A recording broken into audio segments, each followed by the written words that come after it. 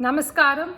Welcome to my channel, VPK Nutrition, Mind Body Healing with Pushpa.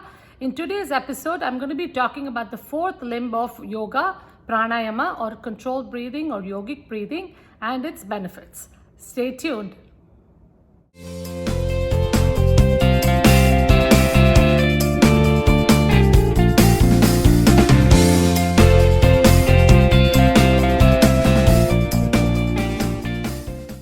Welcome back, everyone.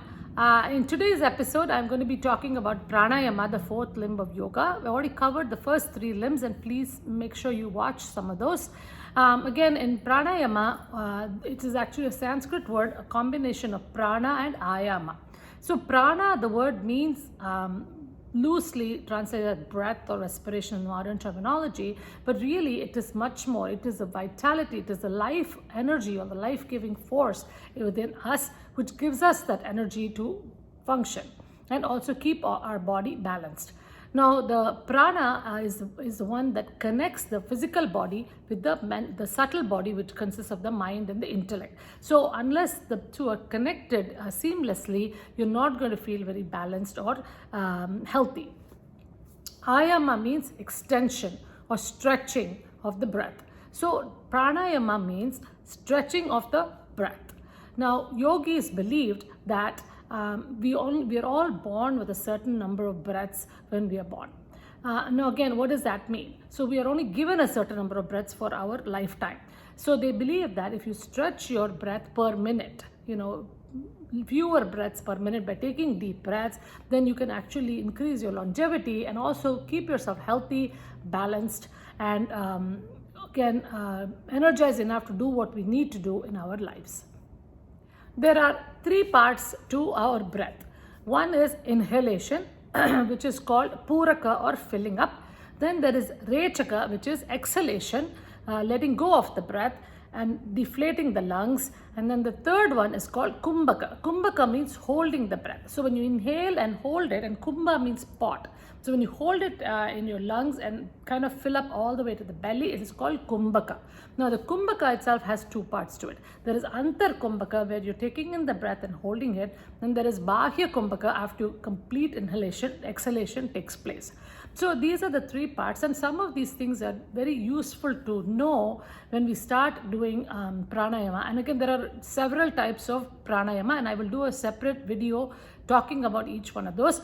Today I'm going to be covering some of the benefits of pranayama, again using my emoji to do that. So stay tuned. Number one, deep controlled breathing or rhythmic breathing is very helpful in strengthening the respiratory system. Studies show that it can be used as therapy in lung conditions like COPD as an adjunct therapy for rehab. It is also very beneficial for people with asthma. Number two, pranayama brings changes in body physiology by controlling the autonomous nervous system.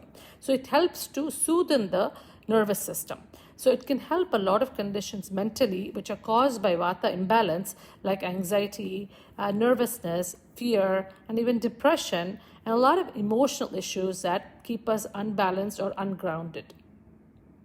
Number three, pranayama helps to regulate desires, cravings, and thoughts. As the cravings and desires decrease, the mind becomes free of thoughts and you are ready for concentration and meditation. Number four, the prana in the body is the same as the cosmic prana. So when you're feeling very tired, anxious, unable to cope up with any stress, any of these conditions or lack of enthusiasm, that usually means that your prana in the body is very depleted. So when you do pranayama, you're actually connecting with the cosmic consciousness to draw in some of that infinite prana that's out there so you could feel more energized. Number five, Ayurveda has always used yoga and pranayama to help as therapy for balancing the doshas. Now, modern studies have also shown improvement in diabetes, cardiorespiratory endurance, flexibility, and overall quality of health by doing pranayama as a consistent practice. Number six, there are several types of pranayama given in yoga. However, just as in Ayurveda, Yoga as therapy or pranayama as therapy has to be tailor-made for your body's needs as well as imbalances. So it's important you find a teacher who can give you the proper prescription for daily practice. The most common types of pranayama are Nadi shodana or anulom vilom or alternate nostril breathing, ujjayi pranayama, and kapalabhati, which is also a cleansing kriya. Then you have shitali, shitkari, brahmari, and bastrika. Now, Nadi shodana in general can be beneficial for all body types and imbalances in the body. Hope you enjoyed today's episode. Just to give you a brief recap, number one, very beneficial for the physical body with the respiratory system, nervous system, diabetes, cardiovascular, all kinds of stuff. Then the second one is mental and emotional level, helps relieve anxiety, depression, nervousness, fearfulness, all of these issues. Again, the third thing, it helps to decrease the cravings, desires, and thoughts. The slower the thoughts, the more concentration you can actually master to get into meditation. Then the fourth one, of course, prana is the cosmic prana itself, which is in our body, giving us an energy. So pranayama helps us connect with that cosmic energy so we can maintain a healthy body for everyday housekeeping. And then, of course, the fifth thing is it is used as therapy in Ayurveda for several ailments. Of course, therapeutic pranayama is very different and should be learned properly from a qualified professional.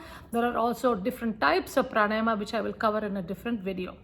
One more thing I wanted to talk about is that if somebody has gone through a lot of trauma, either in your childhood, in your past, or you never know even from before, pranayama goes a long way in helping with those kinds of things.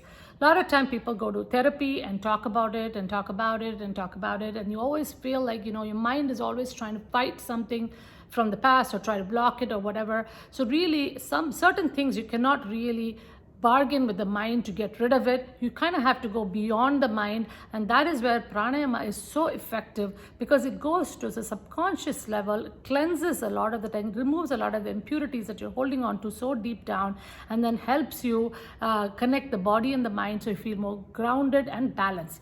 And I can tell you, in my own personal experience, it has helped me a lot in my own life, and I've also helped a lot of patients of mine or friends of mine or people who come to my yoga class with this kind of thing, and I've heard a testimonial that it does help them as well.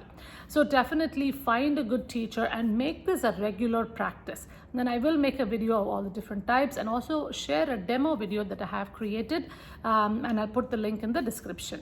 So breathe, take deep breaths, enjoy your life, and see you next week. Thank you everyone for joining me. Hope you enjoyed today's episode.